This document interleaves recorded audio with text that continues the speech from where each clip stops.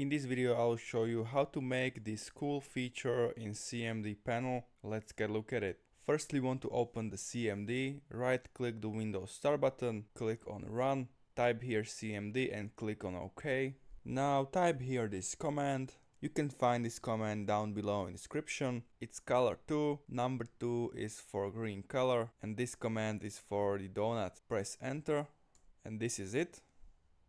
If you want to choose your favorite color, type here color slash, press enter and choose your color. You can also choose the color of the background. So if I again copy here this command, you can remove number 2. First number is for the background. I'm gonna choose number 1 for blue background, and the second is for the foreground. I want to stay in color black, so type 0 and press enter.